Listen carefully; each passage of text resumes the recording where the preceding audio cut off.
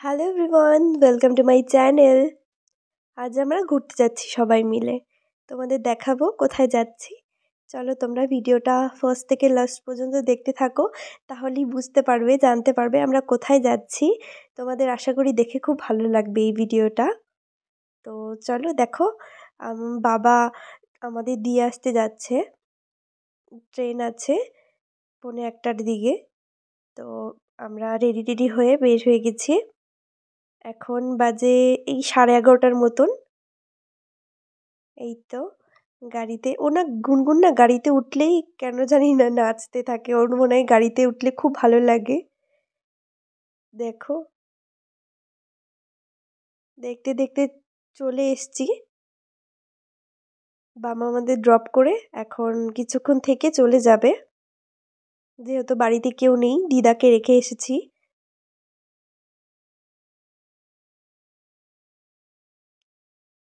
এই যে বাবা টাটা দিচ্ছে, এখন চলে যাবে। আমাদের গাড়ি অনেক দেরি আছে আসতে, এখনো 1:45 দিকে আসবে। তো তাড়াতাড়ি চলে এসেছি 12টার মধ্যে। তো এতক্ষণ বাবা বসে থাকবে, বাবাকে বললাম যে চলে যেতে। এই তো বাবা আমাদের রেখে চলে যাচ্ছে এখন। দেখতে দেখতে সময় চলে এসছে, ট্রেনটাও চলে এসছে। এখন আমরা ট্রেনে উঠব। আমরা নিউ কোচবিহার থেকে উঠেছি ট্রেনটাতে। আর ট্রেনটা তিস্তা তোরসা ছিল।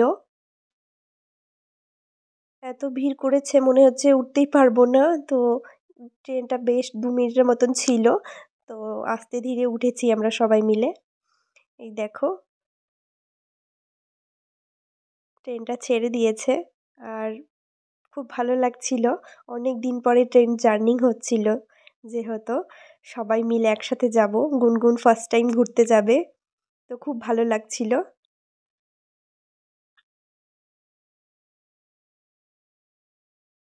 আমরা সবাই ভালো মতন বসে গেছি। এই তো খুব এনজয় করছিলাম। গুনগুনও খুব হ্যাপি ছিল। তোমরা দেখতেই পারবে ওকে ভিডিওতেও, খুব হ্যাপি ছিল। ঘুরতে ঘুরতে গেলে কেন জানি না বাচ্চারা খুব হ্যাপি থাকে। খুব ভালো লাগছিল ওকে দেখে আমার।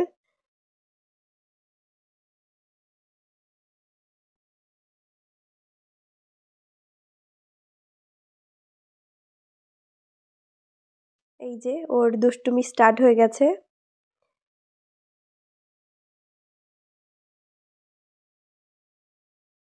দেখতে দেখতেই ফালাকাটা ক্রস হয়ে গেছে। অনেক দিন থেকেই ভাবছিলাম যে কোথাও ঘুরতে যাব, কোথাও ঘুরতে যাব। তো তো বের হয়ে খুব ভালো লাগছিল। এই যে গুনগুনের দুষ্টুমি স্টার্ট হয়ে গেছে। ও কি বলবো, কেউ ধরে রাখতে পারছিলাম না। একবার এদিক একবার ওদিক করেই যাচ্ছে করেই যাচ্ছে। একবার এই বগির থেকে এই বগি, এই বগির থেকে এই বগি, এরকম করেই ওকে নিয়ে ট্রেনে ট্রাভেল করতে হয়েছে আমাদের। আর এই যে বাড়ি থেকে আমি ধোসা নিয়ে এসেছিলাম দুপুরের জন্য, যেহেতু 11:30টায় বের হয়ে গেছিলাম আমরা। তো এই যে ধোসা নিয়ে এসেছিলাম, আর বাদামের চাটনিও নিয়ে এসেছিলাম সাথে। আর এই যে গুনগুন ঘুমিয়ে পড়েছে। বিকেল হয়ে গেছে। তো এখন জলপাইগুড়ির এদিকেই। তো এই যে ঝালমুড়ি নিয়েছি, খাচ্ছিলাম আমরা। দেখতে দেখতে রাতও হয়ে গেল কখন। ওদের সাথে দেখা হয়েছে, আমাদের সাথে একই সাথে ওরা মালদাতে যাবে আর কি। ওর এক্সাম ছিল, তো এর জন্য রাত্রেই খাবারের জন্য এই স্টেশন থেকে এই পরোটা নিয়েছিলাম, একদম পেপারের মতন। কি বলবো, যারা পারবে বাড়ি থেকেই খাবার নিয়ে যেও। এই যে আর দেখতে দেখতেই আমরা পৌঁছে গেছিলাম নগরদ্বীপে। 1:45টার দিকে পৌঁছে গেছিলাম আমরা।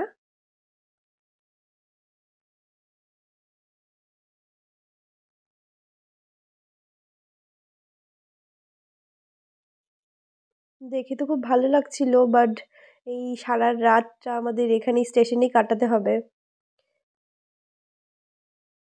এখানে ছোট্ট স্টেশন, থাকার কোনো জায়গা নেই, আশেপাশে কোনো হোটেল ছিল না। তো এখানেই থাকতে হচ্ছিল। এই যে কোনো মতন রাতটা কাটিয়ে 4:45 বাজে আমরা এখন চলে যাচ্ছি।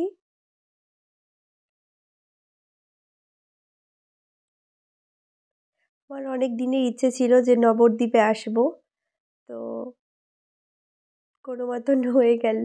ঠাকুর চেয়েছে বলেই আসতে পারছি। খুব ভালো লেগেছে আমার। এই তো প্রথমে আমরা নবদ্বীপে চলে এসেছিলাম, এখন যাব মায়াপুরে।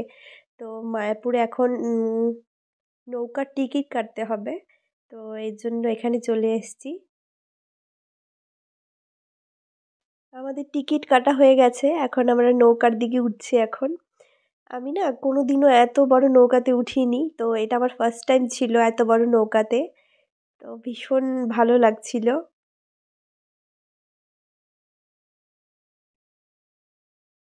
এখন 5টার মতন বাজে, তো 5টার দিকে এখানে নৌকো বা লঞ্চ এখান থেকে স্টার্ট হয়ে যায়। তো এখন দেখো কি সুন্দর ভোরটা। আর এখানে না 10 টাকা করে নিয়েছিল টিকিট।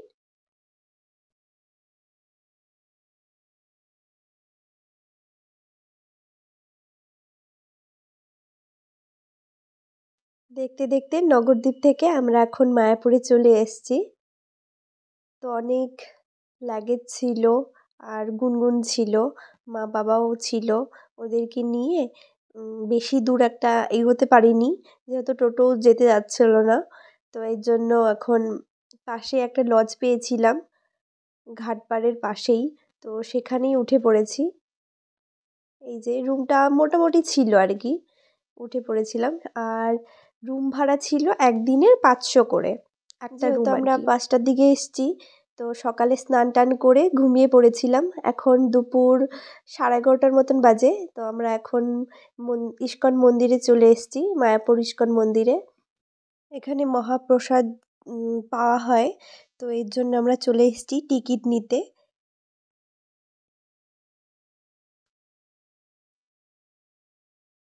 ঢুকেই বাঁ সাইডে দেখো একটা খড়ের খুব সুন্দর একটা ঘর বানিয়েছে।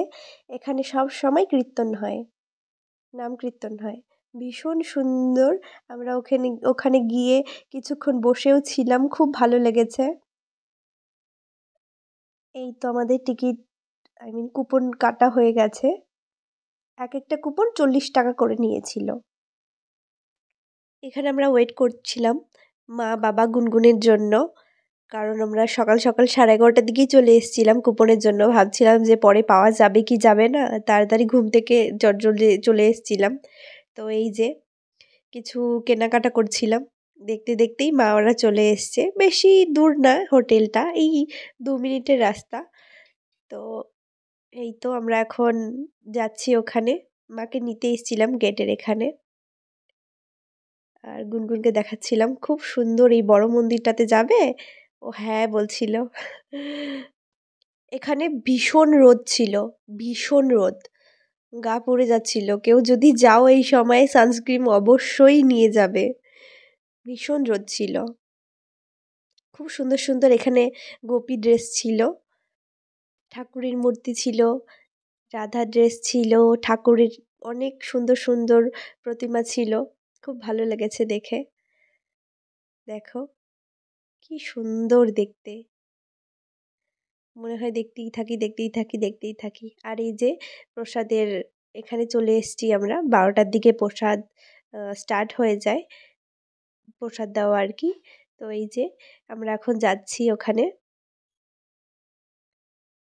এই তো এখানে টিকিটটা দেখিয়ে যেতে হয়। আর এ কি এত বড়, মানে টেবিলের মতন, আমি কোনোদিনও দেখিনি, দেখে তো পুরো হতভম্ব হয়ে গেছিলাম। ভীষণ সুন্দর দেখো।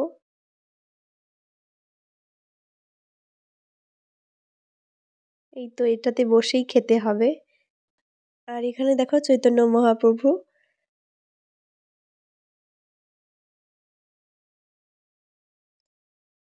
এই তো পাতা জল নিয়ে চলে এসছে। এই জায়গাটাতে আমরা বসেছিলাম 50 জনের মতন, এক লাইনে ছিলাম বসে, একসাথে সবাইকে দেওয়া হয়। এই তো জল দিচ্ছে দেখো।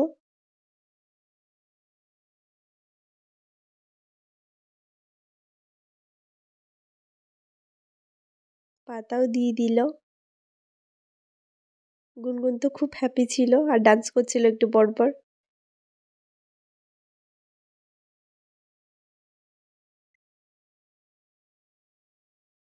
এই যে মহাপ্রসাদ, খিচুড়ি দিয়েছিল প্রথমে, আর এখানে নিরামিষ সবজি দিয়েছিল। খিচুড়িটা খুবই সুস্বাদু ছিল, ভীষণ টেস্ট ছিল।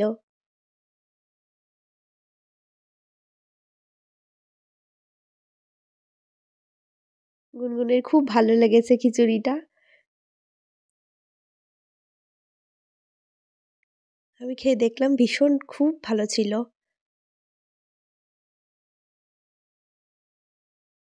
এই যে তারপরে অন্ন দিল এখানে, আর এখানে আলু, তারপর আর কি সব ছিল, টমেটো ছিল, এখানে লাস্টে চাটনি দিয়েছিল আমাদের। এই যে পাতা ফেলতে চলে যাচ্ছি আমরা এখন, খাওয়া হয়ে গেছে আমাদের।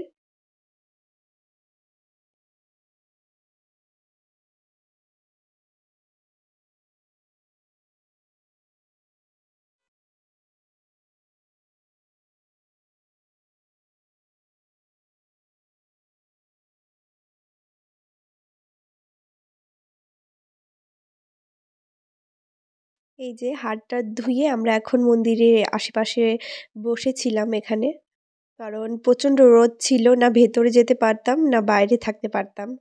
এর জন্য বাইরে একটু ছাওয়াতে বসলাম সবাই মিলে।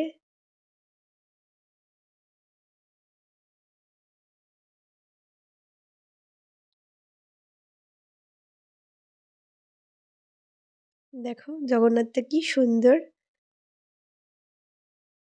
এই যে আমরা হাঁটতে হাঁটতে এখন চলে যাচ্ছি, এখন চলে যাচ্ছি, বিকেলে আবার আসবো। তো এর জন্য এর মধ্যে আর দেরি করলাম না, কারণ প্রচণ্ড রোদ ছিল। গুনগুনকে নিয়ে অস্থির হয়ে যাচ্ছিল গুনগুন, এই জন্য চলে যাচ্ছি আমরা। এই তো টোটোতে উঠে পড়েছি, হেঁটেও যাওয়া যাচ্ছিল না, তো রোদ।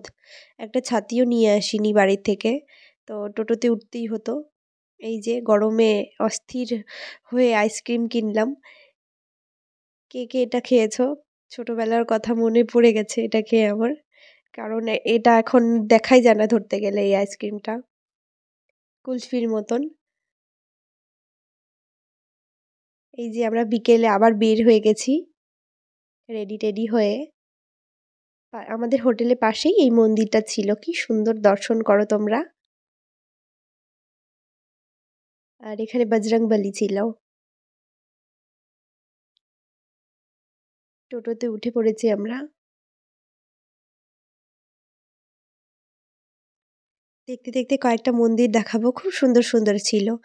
কয়েকটা মন্দির বলতে মঠও ছিল ওখানে। এই যে দেখো কি সুন্দর, চৈতন্য মঠ এটা, শ্রী চৈতন্য মঠ।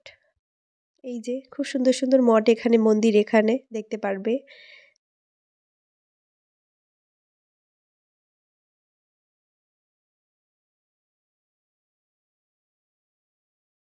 রাস্তার ধারে ধারে কত দোকান।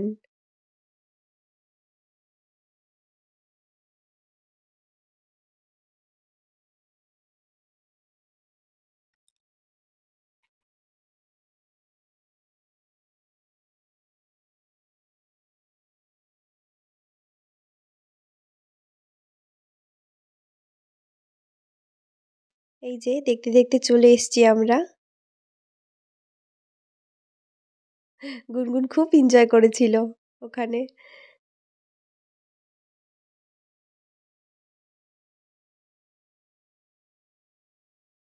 এই যে সামনে একটা ফুচকার দোকান ছিল এখানে, ও বলছিল যে ফুচকা খাবে। এখানে 60টা ফুচকা 20 টাকা নিয়েছিল, ওখানে খুব দাম ফুচকার। আর খেতে অত একটা ভালো ছিল না, আমি জিজ্ঞাসা করছিলাম কেমন হয়েছে, অত একটা ভালো ছিল না। আমি একটা খেয়েছিলাম, তারপরে ভালো লেগেনি, খাইনি আমি।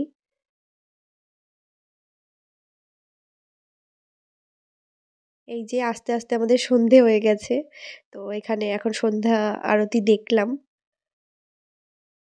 এই দেখো কি সুন্দর লাগছে মন্দিরটা, চারিপাশে আলো আলো, ভীষণ সুন্দর ছিল।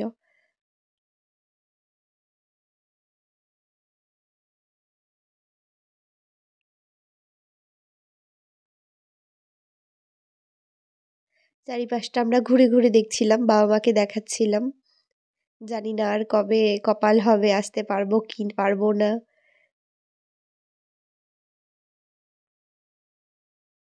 এখন আমরা প্রভুপাদের যেই ইস্কন টেম্পলটা আছে, তো ওখানে আমরা যাচ্ছি, মিউজিয়ামটাতে। তো চলো, এখানে ভিডিও করা যাবে না, ভিডিও নট অ্যালাউড। তো এখানে মোবাইল ফোন, তারপর জুতো রেখে তারপরে যেতে হবে। তো চলো আমরা দেখে আসছি, তারপর তোমাদের সাথে দেখা হচ্ছে।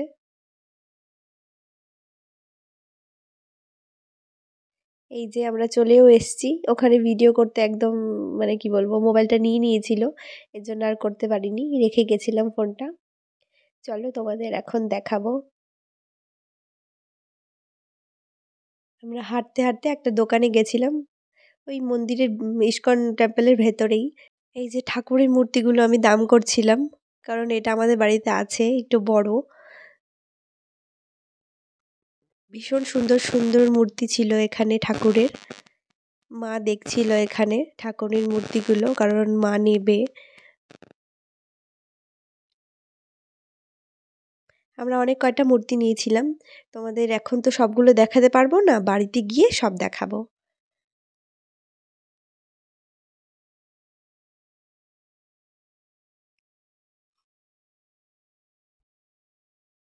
এই যে মার গৌর নিতাইটা খুব পছন্দ হয়েছে, এই যে মা এই দুটো নিয়েছে।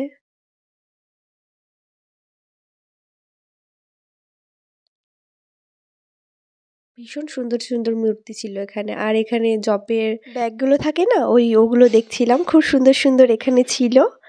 তো আমি একটা নিয়েছি, আর মায়ের জন্য একটা নিয়েছিলাম।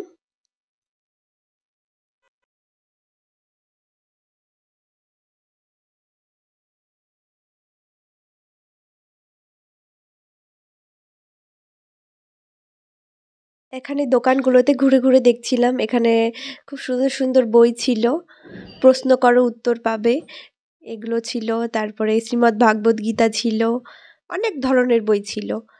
আমি 6টা নিয়েছি, আমার ভালো লেগেছে, খুব সুন্দর সুন্দর বই ছিল। 6টা নাকি 7টা এরকম নিয়েছিলাম, খুব ভালো সুন্দর সুন্দর বই ছিল। আর এখানে প্রসাদ নিয়েছে গুনগুনের বাবা। আর এখন আমরা চলে এসেছি শ্রী চৈতন্য মহাপ্রভুর থিয়েটার দেখতে, তো ওর জন্যই টিকিট কাটতে যাচ্ছে গুনগুনের বাবা। এখানেও বেশ ভিড় ছিল।